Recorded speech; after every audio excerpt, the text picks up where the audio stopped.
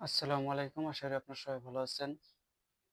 তো আজকে আমি আপনাদের মাঝে যে বিষয়ে কথা বলবো সেটা হচ্ছে, এক ভাই আমাকে অনেকবার কমেন্ট করছে যে তান্ত্রিক মতে পেঁচা বা তান্ত্রিক মতে জবাই করার নিয়ম কি? সেটা পেঁচা হোক বা যেকোনো পশুই হোক, সেটা তান্ত্রিক মতে কিভাবে জবাই করে?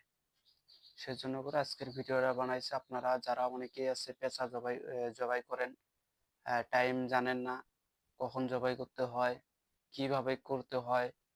হ্যাঁ, অনেক কিতাবাদির ভিতরেও বলা আছে যে পেঁচা জবাই করতে গেলে তান্ত্রিক মতে জবাই করতে হবে। এ বিষয়ে অনেকেই জানে না। তো সেজন্য করে আজকের এই ভিডিওটা বানাইতেছি যাতে আপনারা সবাই ক্লিয়ারলি বুঝতে পারেন। তো সর্বপ্রথম পেঁচা আপনারা যদি জবাই করতে চান, সর্বপ্রথম পেঁচাটাকে ধরতে হবে শনিবার অথবা মঙ্গলবারের দিন। শনিবার অথবা মঙ্গলবারের দিন আপনারা পেঁচাটা ধরবেন। ধরার পরে ওই পেঁচাটাকে আপনারা তান্ত্রিক মতে যদি জবাই করতে চান, পেঁচাটাকে ধরে আগে আপনারা কিছুদিন তাকে পালতে হবে। তান্ত্রিক মতে জবাই করার যে টাইমগুলো আমি সেই টাইমগুলো আগে বলে দিচ্ছি।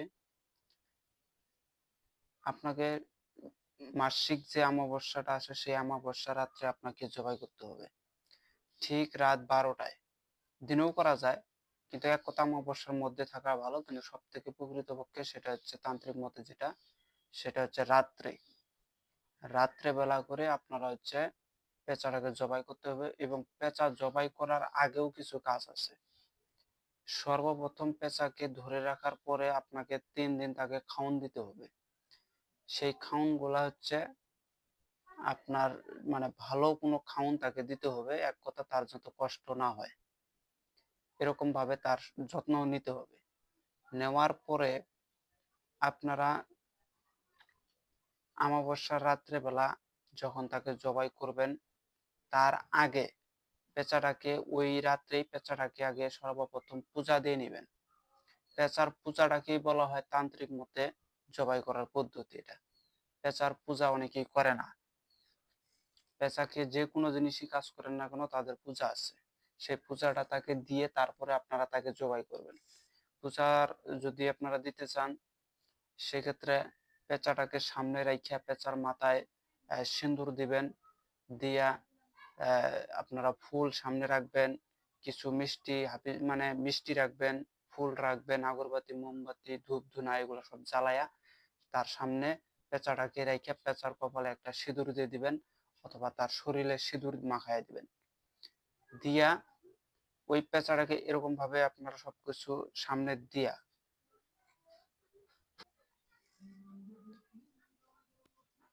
পেঁচাটাকে সামনে রেখে আগরবাতি ধূপ ধুনা জ্বালানোর পরে আপনারা শুধু একটা ছোট্ট একটা মন্ত্র 101 বার জপ করে নেবেন। সেটা ছোট্ট একটা মন্ত্র, এটা প্রণাম মন্ত্র বলতে পারেন। সেটা হচ্ছে ওং পেঁচায় নমঃ, ওং পেঁচায় নমঃ।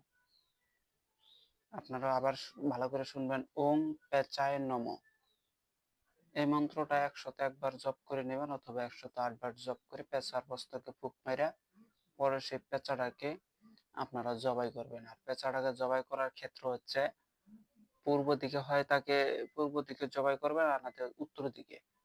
দুই দিক থেকে যে কোনো একদিকে আপনারা জবাই করে দিবেন, পূর্ব দিকে সব থেকে ভালো।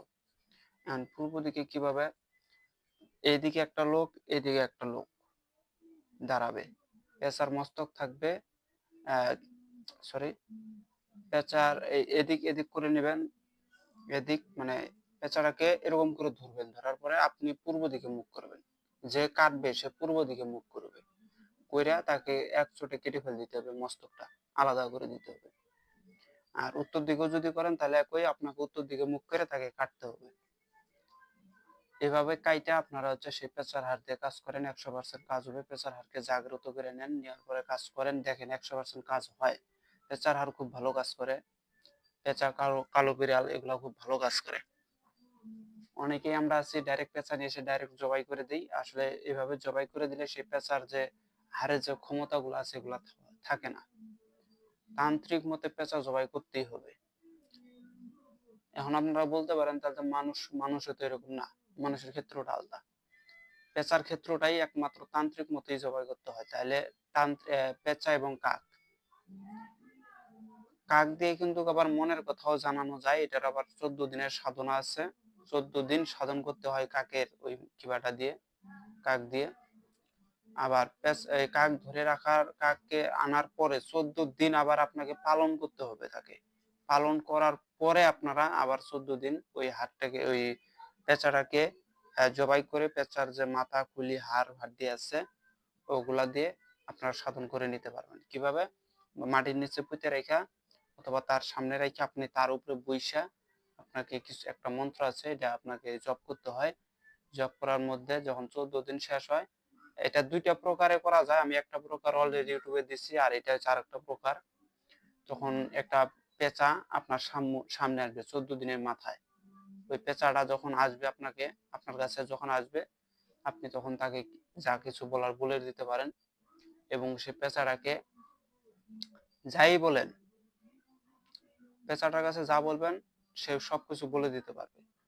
ওই পেঁচা কেন, ওই যে কাকটার কাছে যা কিছু বলবেন সে কাক বলে দিবে। 14 দিনের মাথায় ওই কাকটা আসবে। আসার পরে যদি আপনার ইচ্ছা হয় যে আমি মনের কথা জানবো, সেক্ষেত্রে তাকে বলবেন যে আমি মনের কথা জানার জন্য করে সাধনা করতেছি, সাধনাটা করলাম। তখন উনি বলবে, কাকটা, উনি তো বলবে না, কাকটা মানে এই কথাটা শোনার পরে যদি কাক যদি আপনার কাছে আসে, তাহলে আপনার কনফার্ম আপনার যে কোনো উদ্দেশ্যে, যে উদ্দেশ্যে আপনি বসছেন না কেন সেই উদ্দেশ্য পূরণ হবেই হবে। কাক শুধুমাত্র আপনার কাছে আসবে এটাই, এই কারণেই যে আপনার সাধনাটা সম্পূর্ণ। কাক এসে কোনো কথা বলবে না, কোনো কিছুই না, শুধুমাত্র কাক আসবে, আপনাকে দেখবে, আর দেখার পরে কাকটা আবার বিদায় নেবে, ওখান থেকে চলে যাবে, গায়েব হয়ে যাবে। শেষে আপনার যে উদ্দেশ্য এটা তো আপনি শুরু থেকে নিয়ে বসছেন, তখন ওই যে আপনার নিচে যে হাড় হাড্ডি গুলা আছে কাকের, ওই হাড় হাড্ডি গুলা ওখান থেকে কাকের মাথাটাকে নিয়ে আপনারা সাথে রেখে দিবেন। যে কারো মনের কথা জানতে চান না কেন, সে আপনার সম্মুখে আসা মাত্রই আপনি তার আগেই সবকিছু তার বলে দিতে পারবেন। ঘুমন্ত ব্যক্তির বুকের উপরে বা মস্তকে ওই মাথাটা রাখবেন, সে সমস্ত কথাই বলে দিবে আপনাকে। যে কেউ আপনার কাছে আসতেছে, শুধু কাকের মাথাটা কানে নেবেন, সবকিছু আপনি আপনার কানে সবকিছু বাতায় দিবে। এগুলো হচ্ছে সেই সাধনা, কাক সাধনা, পেঁচা সাধনাও আছে। কিন্তু এগুলা হচ্ছে ইউটিউবে কেউ উন্মুক্ত করেও দেয় না, কেননা এগুলো হচ্ছে ওস্তাদের কাছ থাকে, এগুলো ওস্তাদরা ভালো জানে। আর যদিও কোনো শিষ্য পায়, এগুলা তাদের সহজে কেউ বলবে না। তো যাই হোক, এই ছিল আজকের ভিডিও। আপনারা বুঝতে পারছেন যে তান্ত্রিক মতে কিভাবে জবাই করা হয়, কিভাবে কাজ করা হয়। যদি কারো বুঝতে অসুবিধা হয় অবশ্যই আমাকে জানাবেন। আর আমাকে এটাও একটু জানায় দিবেন যে আমি বর্তমানে হচ্ছে এই মাইক্রোফোন দিয়ে ভিডিও গুলা বানাইতেছি। আজকে এবং কালকের ভিডিওটা এটা দিয়ে বানাইছি। তো ওই ভিডিওটা সাউন্ডটা কিরকম হয়েছে সেটা আমাকে একটু জানাবেন, যে সাউন্ডটা আপনারা ভালো শোনা পাচ্ছেন কি নাই। কারণ এর আগে খালি মোবাইল দিয়ে বানাইছিলাম, সেক্ষেত্রে আপনারা অনেকেই বলছেন যে আপনার সাউন্ড খুবই আস্তে আছে বা খুবই স্লো, ঠিকঠাক শোনাও যায় না, এটা আপনারা বলছিলেন। তো এখন বলবেন যে আসলে সাউন্ডটা কিরকম। আর যদি কারো জারজের হার লাগে অবশ্যই আমার সাথে যোগাযোগ করতে পারেন, অরিজিনাল খাঁটি জারজের হার দিব আপনাদেরকে।